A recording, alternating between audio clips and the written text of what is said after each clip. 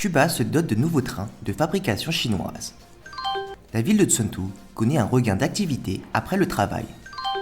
Le musée du palais de Pékin accueille une exposition de céramique céladon de Longchuan. Le Premier ministre chinois appelle à davantage d'efforts pour maintenir un développement économique stable et sain. Huawei annonce 3,1 milliards de dollars d'investissement en Italie.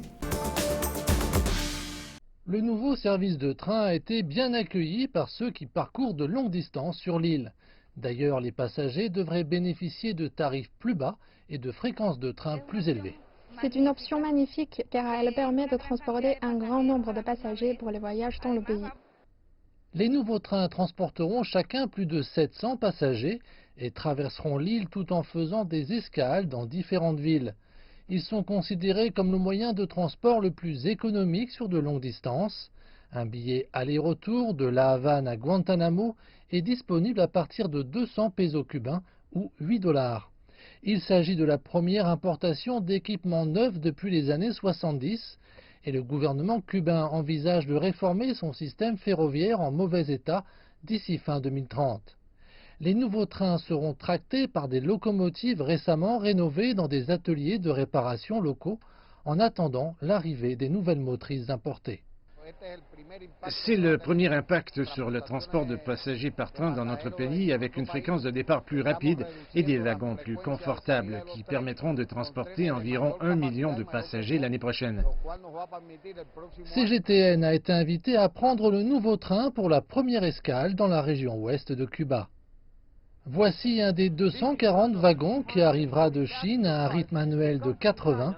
L'objectif est de renforcer la refonte du système ferroviaire de l'île.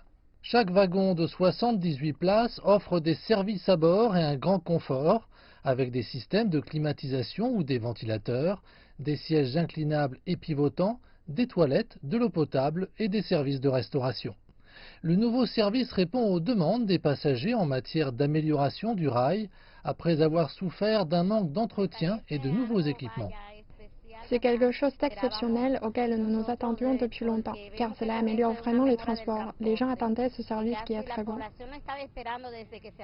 Le nouveau train bleu est arrivé dans la province de Matanzas, dans l'ouest du pays, pour accueillir plus de passagers au cours d'une brève escale. Il poursuivra désormais sa route vers un futur système ferroviaire cubain amélioré. Après une journée de travail stressante dans une banque, Xin Jing se lâche souvent pour se laisser aller. Chaque vendredi, elle fait de la planche à roulettes avec des amis. Cette activité nécessite peu d'efforts, mais la planche à roulettes et son entretien lui ont coûté une grosse partie de son salaire. De plus, la sortie du vendredi plus tard est synonyme de grosses commandes de plats à emporter. Xin Jing estime qu'elle dépense 95% de son argent après ses heures de travail. Je n'ai pas le temps pendant la journée, je travaille tout le temps. Les autres soirs, elle sort pour faire de l'exercice, ce qui est tout simplement trop difficile à faire le matin ou de 9 à 5. Certains essaient de faire de l'exercice pendant la pause de midi, mais cela nuit à leur efficacité au travail l'après-midi. Xin Jing précise qu'elle aime aussi beaucoup manger à l'extérieur et qu'elle va bien sûr dans les pubs et autres clubs le week-end. L'économie nocturne s'articule autour d'activités généralement effectuées après 18 h jusqu'à 6 h le lendemain matin. Les données indiquent que près de la moitié des dépenses des habitants de Chengdu se font de nuit, proportion encore plus importante que celle de Beijing ou de Shanghai. Cependant, les experts assurent qu'une expansion supplémentaire reste possible. Les dernières données du plus important guide urbain en ligne de Chine, Meituan Dianping, montrent que même si les dépenses nocturnes à Chengdu sont encore inférieures à celles d'autres grandes villes comme Beijing, Shanghai, Guangzhou et Shenzhen, 45% des dépenses de la population à Chengdu sont effectuées de nuit, soit la proportion la plus élevée relevée auprès des villes étudiées par la société. À Chengdu, les habitudes de consommation changent. Il y a une dizaine d'années, les gens du Chengdu n'étaient pas très occupés. Ils rentraient chez eux, regardaient la télévision et se couchaient. Et puis les sorties d'affaires sont devenues plus courantes, comme les dîners et les karaokés. Selon Schilling, bien que les améliorations de la consommation aient renforcé l'économie nocturne locale, un espace de travail plus compétitif augmente et diversifie également la demande de la population en matière de consommation après les heures normales normale de travail. De nos jours, les jeunes veulent aussi profiter après le travail, par exemple en assistant à une formation technique, en allant au gymnase et en participant à des événements culturels comme des films et des opéras. Ainsi, en plus de la nourriture et des poissons, la vie nocturne de Chengdu est maintenant plus diversifiée. D'ailleurs, ici, on dépense jusqu'au bout de la nuit. Pour Xinjing, naviguer sur les sites de vente en ligne l'aide à dormir et elle n'a aucun mal à remplir son panier d'achat électronique. Une vitrine réunissant pas moins de 833 articles.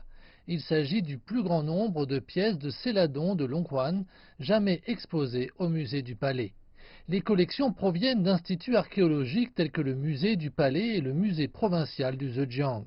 Des musées d'Iran, du Japon, d'Égypte et du Royaume-Uni ont également prêté leurs œuvres.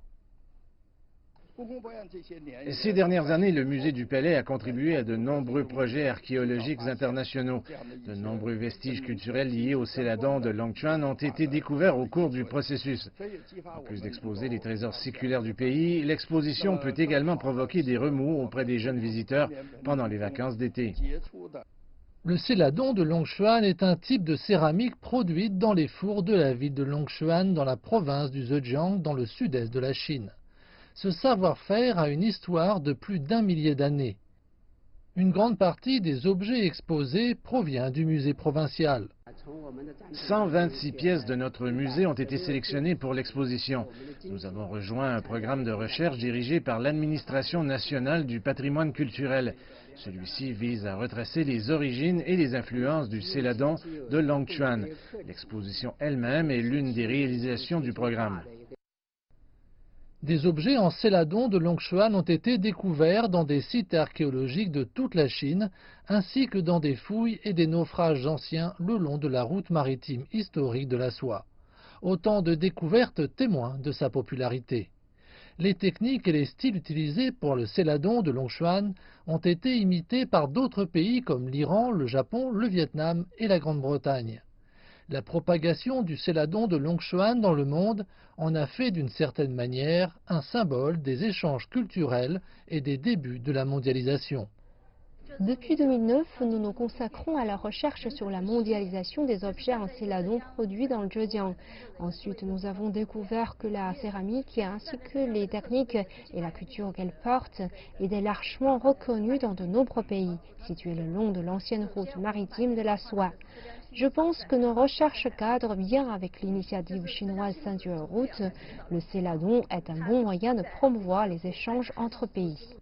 L'exposition se poursuivra jusqu'en octobre au musée du Palais, puis elle se déplacera au musée provincial du Zhejiang en novembre. Le Premier ministre chinois Li Keqiang a appelé à davantage d'efforts pour maintenir un développement stable et sain de l'économie et de la société. L'économie chinoise a atteint une performance généralement stable au premier semestre de l'année, avec une augmentation des revenus des habitants, l'amélioration de l'environnement écologique, tandis que certains indicateurs ont dépassé les attentes, ce qui n'a pas été facile à obtenir, a déclaré lundi M. Li en présidant un symposium visant à analyser la situation économique en présence d'économistes et d'entrepreneurs. Pourtant, la pression à la baisse augmente, causée par une faible reprise économique mondiale, le ralentissement des échanges commerciaux et des investissements, la montée du protectionnisme et d'autres vents contraires auxquels fait face l'économie nationale, a-t-il précisé. Le PIB chinois a grimpé de 6,3% sur les 6 premiers mois de l'année, conforme avec l'objectif annuel fixé par le gouvernement compris entre 6 et 6,5%, selon des données officielles publiées lundi. Le géant chinois des télécommunications Huawei va investir 3,1 milliards de dollars au cours des 3 prochaines années en Italie, ont rapporté lundi les médias locaux en citant le directeur de la filiale italienne de Huawei, Thomas Miao. S'adressant à la presse en marge d'un colloque à Milan, il a précisé que ce plan d'investissement permettrait la création de 1000 nouveaux emplois directs entre 2019 et 2021. M. Miao a indiqué que 1,2 milliard de dollars seront investis dans les opérations et le marketing, 1,9 milliard en fourniture directe et 52 millions au profit de la recherche et développement. Ce sont deux pays bien assortis. L'Italie a besoin de la Chine et vice-versa. Je suis très optimiste d'un point de vue commercial, a-t-il déclaré. Le responsable a par ailleurs exhorté l'Italie à faire un usage transparent, efficace et équitable de sa nouvelle législation sur le développement des réseaux 5G. Le gouvernement italien a promulgué vendredi dernier un décret renforçant la liberté de l'État à pouvoir intervenir dans le secteur privé des réseaux d'infrastructures numériques, dont la 5G, au nom d'une urgente nécessité à renforcer la sécurité nationale dans les secteurs stratégiques. En vertu de ce texte, qui doit être approuvé par le Parlement dans un délai de 60 jours, les entreprises publiques et privées italiennes devront désormais informer le gouvernement de tout achat de technologie 5G auprès de fournisseurs non européens.